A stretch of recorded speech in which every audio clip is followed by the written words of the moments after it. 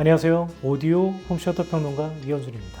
이번 울류문화사에서 발간한 턴테이블 라이프 디자인에서 번역을 담당했습니다.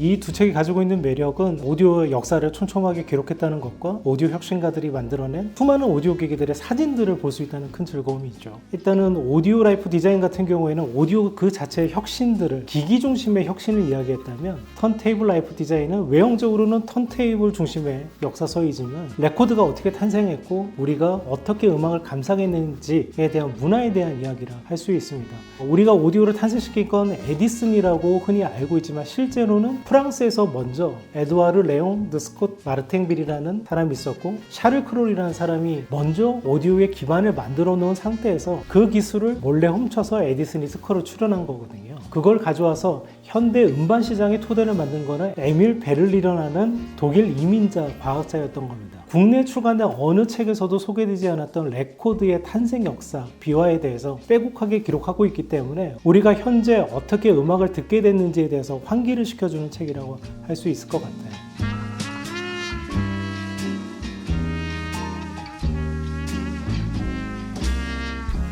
일단 독자분들께서는 이 책을 보셨을 때 1877년부터 어떻게 턴테이블이 진화해 왔는지 보시는 것만으로도 너무 흥미로우실 것 같고요. 인상에 남는 턴테이블을 떠올려 보자면 감독 스탠리 큐브릭이 영화 클락워크 오렌지에서 주인공이 음악을 틀 때 보여지는 이 턴테이블을 정말 오랫동안 고심해서 골랐다고 해요. 그 모델이 트랜스크립터스의 하이드롤릭 레퍼런스라는 모델인데 이 모델은 나중에 개선해서 내놓은 자이로덱이라는 턴테이블이 있는데 이 턴테이블을 스티브 잡스가 오랫동안 사용했습니다. 그리고 우리가 이제 힙합 뮤직에 얘기할 때 이제 스크래칭이라고 하는 LP를 이렇게 노이즈를 이용한 음악들이 있잖아요. 그걸 처음 만들어낸 사람이 그랜더 마스터 플래시라고 하는 힙합 뮤지션인데 그 당시에 그 사람에게 이 기술을 쓰도록 만들어준 턴테이블은 테크닉스의 SL1200이라는 턴테이블입니다. 이 턴테이블 때문에 힙합 뮤직이 탄생했다 해도 과언이 아닌데요. 관심 있으신 분들은 넷플릭스의 힙합 에볼루션이라는 다큐멘터리에서 그랜드 마스터 플래시가 어떻게 스크래칭을 테크닉스 턴테이블로 발명했는지 보실 수 있으실 겁니다. 그리고 개인적으로는 턴테이블을 처음 마주한 순간이 이제 아버지의 턴테이블에서 바늘을 내렸을 때거든요. 전 세계에서 가장 많이 판매된 턴테이블인 토렌스인데요. 제 또래의 사람들은 첫 오디오가 아버지의 전축이었을 겁니다.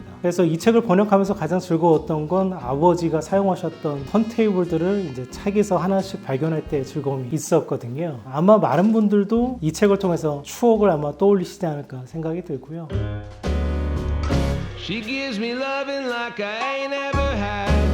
To toss me to the curb like a dirty dish. 명사들이 살아간 오디오는 명사라는 외피를 두르고 있지만 실제로는 왜 우리의 삶에 오디오가 필요한가, 음악이 필요한가 그 이야기를 하고 싶었고요. 그래서 무라카미 하루키가 왜 새벽 4시에 매일 일어나서 오디오로 음악을 들으면서 글을 쓰는지, 그리고 스티브 잡스가 왜 최신 오디오를 수십억의 돈을 쓰면서 경험했는지, 그래서 그 경험이 어떻게 아이팟의 탄생으로 이어지게 됐는지, 그리고 카라얀이 누구보다 독보적인 지휘자가 될 수 있었던 데에는 자신의 오디오로 자신의 연주를 끊임없이 들으면서 자신의 단점을 극복했다는 이런 이야기들을 하고 싶었어요. 오디오 라이프 디자인, 턴테이블 라이프 디자인을 번역하면서 이 책이 담지 못했던 빈 역사들이 궁금해져서 해외 서점을 돌아다니면서 그 자료들을 찾기 시작했고요. 그래서 그 칼럼에 녹이기도 시작했고, 개인적으로는 고종이 한국 최초의 오디오 애호가라는 그 칼럼을 쓴 게 굉장히 뜻깊고 언젠가는 한국 오디오 역사를 정리한 책을 내고 싶다는 개인적 의지의 표현이기도 했습니다.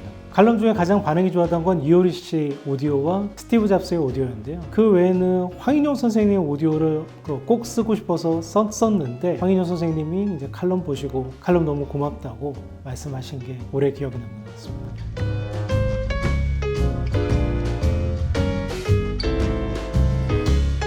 울류문화사 정말 좋은 책들이 너무나 많죠. 한 권을 뽑으라면 저는 생활용품 101을 뽑겠습니다. 원래 오디오 평론가 선배님이시기도 한 이제 윤광준 작가가 쓰신 책인데요. 우리 생활을 풍성하게 하는 명품 101가지를 집대성한 책이죠. 저는 오디오를 하시라고 강권하는 사람이기도 하지만 오디오 외에도 일상을 채우는 물건의 소중함들을 많이 강조하는 편인데요. 예를 들면 이런 충실한 의자라든가 어떤 조명에 어떤 조도로 같이 마시면 좋은 위스키, 그 위스키는 어떤 잔에 담겨야 더 맛이 좋아질까, 이런 이야기들을 수십 년 전에 이미 윤강준 작가는 다 알고 계셨고 그 이야기들을 써오신 거죠. 그래서 내 삶을 어떤 잘 만든 물건을 통해 충실하게 만들고자 할 때 그런 의지가 있는 분이라면 거기 있는 물건들을 따라 사보시고 써보시는 것만으로도 내 삶이 얼마나 충실하게 채워질까, 그래서 여러분께 추천드리고 싶은 책입니다.